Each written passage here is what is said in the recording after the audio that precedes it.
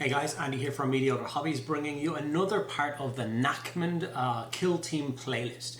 So we've already put out 3 videos in this series. We put out how to show you the Voidsguard Eldar miniatures, the Corsairs, the Black Legion of the new Chaos Marines, and we've put up one of the new scenery parts, which was the big kind of silo part, and had the blue and the cream and all those kind of bits and pieces. Like I said in the previous video, the scenery in this box set is a little bit more complicated than any of the other Kill Team sets, in that there's so many very different like textures or designs and stuff like that that I couldn't possibly cover it all in one video. Therefore, we've split it into 3. So this is part 2, and what we'll be focusing on in this video is the pipe work. Obviously, you get a whole string of pipes in this set, and some of them have plasma coils in it. So I'm going to do one of the plasma generators with the big plasma glow on the side, and one of the pipe sections with the plasma coils in that as well. Those 2 pieces are stuck together, so it's one piece of scenery, and that should show you a whole host of new techniques to help you get those part of the box sets painted nice and neatly. So stick around, enjoy the video, and let's get into it. Okay, so we begin with the piece sprayed black and then sprayed silver. If you didn't have silver spray paint, you'd of course do this by hand with a brush. It would just take a little bit of extra time, but it's totally legit if you want to do that. I just wanted to save time, so I gave it an all-over coat of Leadbelcher after I sprayed it black. From this point, I moved over to Balthasar Gold, and this is for all of the trim work on all of the pipes and any of the other little details around the plasma generator. If we refer to the box art or the 360 on the website for Games Workshop, then you can see all the different bits and pieces that are supposed to be bronze. You don't have to do all the bronze in exactly the same places that they did, or in fact the way I did, but you know, whatever suits you best. You want to do more gold, less gold, that's totally up to you. Just take your time and go around and try and break up as much of that silver as possible with the Balthasar Gold.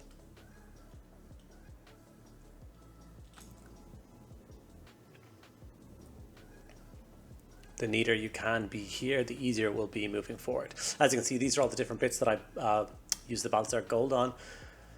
I tried to pick out quite a few details, and I think it really does add a little something extra to your scenery, especially something like this with the big plasma generator, the bit of scenery that people are going to be looking at quite a lot. So spending a little bit extra time on it is worth the effort. Now it's time for the Agrax Earthshade, and this is to darken down all of the metallics that we've done so far. So we don't need to do the big plasma generatory bit, we don't need to do the casing for that or the walkway. They're all completely different colors. It's mainly the pipe and some of the workings that are attached to the bottom of the generator. So once again, if you're not sure which parts are supposed to say silver, refer to the box art, or where you've also done a little bit of the gold detail should show you the different locations to wash the entire piece. After you've gotten that wash done, you're going to have to take a break for 20 minutes, half an hour to let that fully dry before you move on to the next stage. And when it's dry, it should look something like this. Next, we're going to give it a quick Leadbelcher dry brush back over those metallics, just to put some sharp edges on things and add a little bit of brightness back into the piece. We're not looking for much of a dry brush, just something to catch the edges, make it look like the detail is actually there. Don't be panicking too much about this step, just a light dry brush and you'll be pleased with the results. As you can see, the amount of paint on my brush is minuscule. Next is on to the Incubi Darkness, and this is where we are going to start some of the more intricate work. We are going to carefully paint the housing of the plasma generator to match in with all the other scenery in this specific set.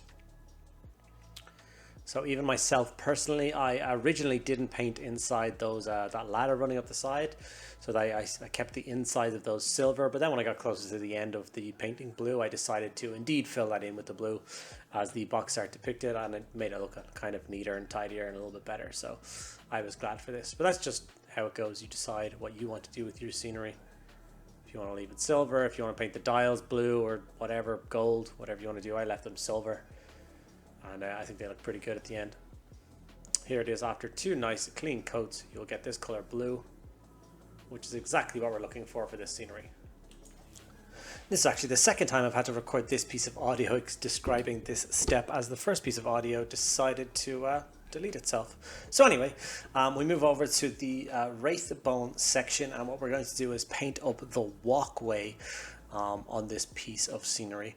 In the previous video, we basically did a one solid coat of Wraithbone on the entire walkway. We filled in all the little gaps, all the little pipework, everything on top, because that's how it was shown on the box art. I had a comment on the last video asking me if it was easy to do or advisable to leave those gaps silver, just to show all the exposed pipework and stuff underneath the grating. I told the gentleman who asked me in the comments, absolutely, of course you can do that. But I also thought, since I'm doing another piece of this walkway, that I would do it myself just to show you guys how to do it. And yeah, basically carefully go around all of these bits and pieces with your Wraithbone and not filling in the details. It takes 2 coats to do a nice clean look on this walkway. Here's the first coat, and as you can see, it's quite streaky. But just go in again with a second coat and it makes it pop almost immediately, and it looks fantastic. So yeah, delighted with that. So while that coat is drying, I'm just going to talk to you guys. Okay guys, we're about halfway through the painting process right now. I'm very pleased with how it's turning out so far. I hope you are as well. If you are finding some use in the video, make sure that you drop a like. Ask me any questions you have in the comments below. And if you take that extra time to subscribe to my channel, I would be greatly appreciated. The algorithm shows me that only about 25% of people who watch my videos are subscribed to the channel. I would really like that number to go way more up. So if you have a few seconds spare, make sure that you do hit that subscribe button. If you see real value in what I do and want to support me and the 365 project even further, there are links to my Patreon below with a whole host of different tiers giving you different options for things that you might enjoy. So check that out below, and let's get back to painting. Okay, with the 2 clean coats done, this is what I'm left with. You can see all those underworkings like that gentleman wanted to see done. Now it's time for a quick Ulthuan Grey step. We're going to use this as a light dry brush, and we're going to dry brush up all of the different plasma coils across this piece. So I picked the pipework with the most amount of plasma showing so I could show you guys how to do it. So I think there's 4 sections of plasma on just the pipe itself. And then of course there's a very large plasma coil on the actual generator itself. So all you want to do is get a nice, neat and tidy dry brush across all of those things. It doesn't matter if it overshoots a little bit, just make sure you're hitting that with the next coat. I did that step first before I jumped to the actual plasma glow, because I wanted that step done before I did this step, which is the weathering. If you watched my first video, you know exactly what I'm doing here. If you haven't got a chance to watch my first video yet, there's a link just above here where you can check that out. But basically I'm using sponge from an old case, and I'm using it to stipple on some weathering damage to the piece. Originally in the first video I mentioned that you can use case foam for this. Another very helpful comment in the last video suggested you can use a normal sponge from the kitchen, an old sponge tear off piece of that, which obviously is a lot more accessible than having to tear up an old piece of foam from a case. So that was another fantastic suggestion, so thank you very much to the gentleman who mentioned that.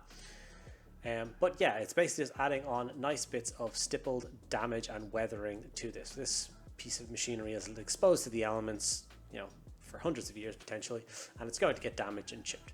So this is a 2-stage process.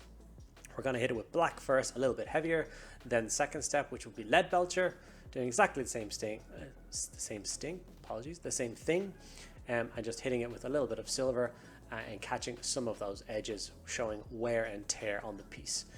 I also use this to kind of scrape the sponge along the little ladder going along the side, just to indicate that some boots have been treading up and down that thing, which would of course cause more wear and tear on that than any other piece. There you can see me rubbing it down, just catching those edges.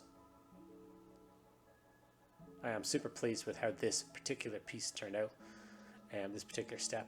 Now it's on to the Talassar Blue, which of course will give us our glow effect. And you want to hit this with a nice thick coat across all of the plasma coils that we layered up with the Ulthuan Grey dry brush a few minutes ago. And 1 coat is all you will need to get an absolutely stunning result. It's the same kind of technique that you can carry across doing plasma weapons on normal infantry sized models or tanks or titans or whatever you need to do the stage on. I thoroughly recommend this. It gives you an absolutely fantastic result with minimal effort. Look at that plasma glow.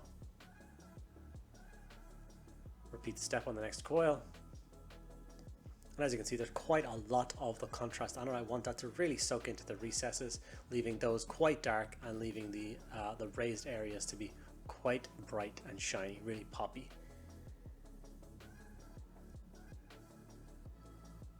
And the same technique for the larger coils, same exact thing.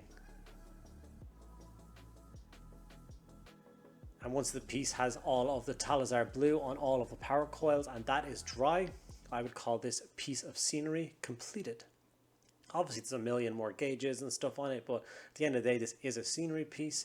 It's not supposed to overshadow the miniatures on the table. So I think this is an absolutely stellar result and a great place to leave this scenery piece. I will be painting up the rest of the Nachmund scenery and you will see that in some battle reports on the channel really soon. We are also looking forward to part 3 of the video where I tackle the crane. So thank you guys so much for watching the video.